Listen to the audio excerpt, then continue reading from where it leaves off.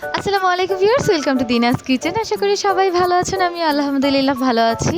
শুধু মাঝখান থেকে আমার গলার বারোটা বেজে গেল, তাই আমার রেসিপিগুলো রেডি থাকা সত্ত্বেও আপনাদের সামনে উপস্থাপন করতে পারিনি। তবু আজ নিয়ে চলে এসেছি আপনাদের যারা আলু প্রেমী আছেন তাদের জন্য স্পাইসি পটেটো পাস্তা। চলুন আর দেরি না করে দেখে নিই কীভাবে রান্না করতে হয়। প্রথমে আমি নিয়ে নিয়েছি 3টি মাঝারি সাইজের আলু এবং আমি এগুলোকে ছোটো ছোটো করে কেটে নিচ্ছি। আমি এগুলোকে সেদ্ধ করার জন্য কাটছি। আপনারা চাইলে আস্ত আলুটাকেও সেদ্ধ করে নিতে পারেন, এটাতে সময় অল্প লাগে, তাই আমি ছোট ছোট করে কেটে নিচ্ছি।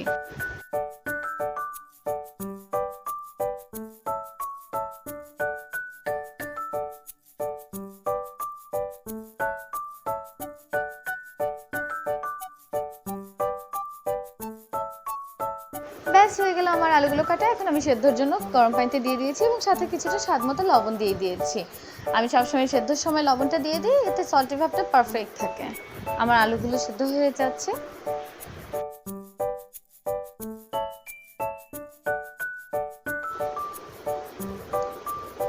এই পর্যায়ে আমি দেখে নিচ্ছি আলুগুলো ঠিকঠাকভাবে সেদ্ধ হয়েছে কিনা। আমার আলুগুলো সেদ্ধ হয়ে গিয়েছে। এখন আমি এগুলোকে গরম গরম অবস্থাতেই একদম ভর্তা করে নেব।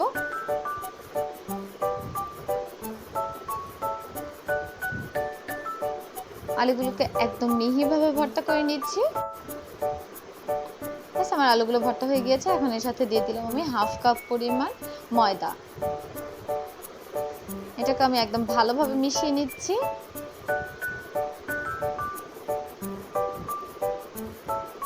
ব্যাস আমার ডোটা তৈরি হয়ে গেল। দেখতেই পাচ্ছেন কতটা স্মুথ হয়েছে।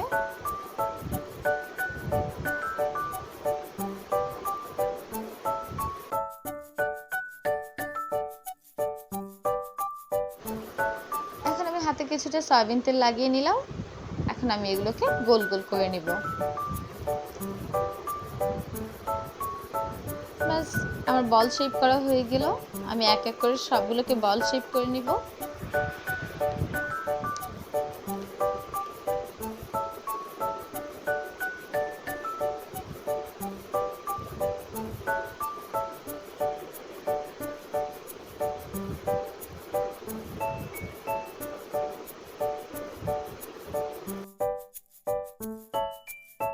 এগুলোকে একটি বোতল দিয়ে চাপ দিয়ে জাস্ট মাশরুমের মতো করে নিচ্ছি।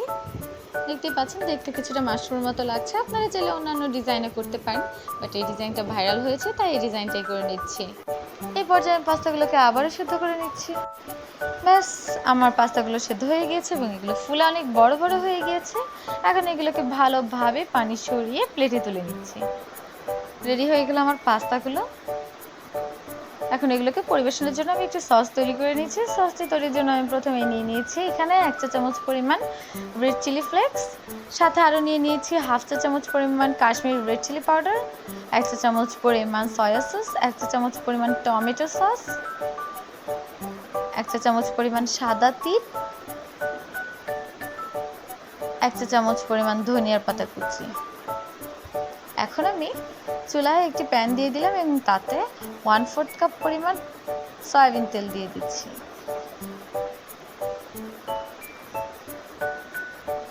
সাথে দিয়ে দিচ্ছি 1/4 কাপ পরিমাণ রসুন কুচি।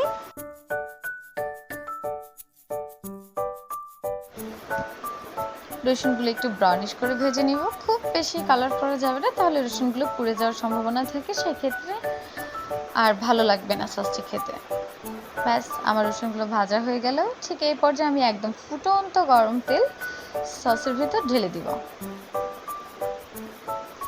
অবশ্যই ফুটন্ত গরম তেলই ঢালতে হবে এই সসটি তৈরির জন্য। আপনারা যদি স্পাইসিনেসটা আরও বেশি চান, সেক্ষেত্রে আপনারা রেড চিলি পাউডার অথবা চিলি ফ্লেক্সের পরিমাণটা আরও বাড়িয়ে দিতে পারেন। আমি মিডিয়াম ঝাল করেছি। দেখতেই পাচ্ছেন কি দারুণ লাগছে। দিয়ে দিলাম স্বাদ মতো লবণ, এটা আমি সবার শেষে দেওয়া পছন্দ করি। এবং আরও দিয়ে দিব 1 চা চামচ পরিমাণ ভিনেগার। এটা আমার সসটা 8 থেকে 10 দিন পর্যন্ত আমি ফ্রিজে সংরক্ষণ করতে পারবো। এখন আমি সসটা পাস্তাগুলোর উপর ছড়িয়ে দিচ্ছি এবং পাস্তাগুলোকে পরিবেশন করে নিচ্ছি। একদম সহজেই স্পাইসি পটেটো পাস্তা তৈরি হয়ে গেল। দেখতেই পাচ্ছেন কত সহজ। বিকাল এবং সন্ধ্যার নাস্তা এই খাবারটি দারুণ একটি খাবার। যারা পটেটো প্রেমী আছেন তাদের জন্য আজকের এই স্পেশাল রেসিপিটি। দারুণ মজার এই রেসিপিটি, অসম্ভব দারুণ খেতে, দেখতেই পাচ্ছেন, দেখতেও কতটা লোভনীয় লাগে। আজ এ পর্যন্তই, ভালো থাকবেন সবাই, আল্লাহ হাফেজ।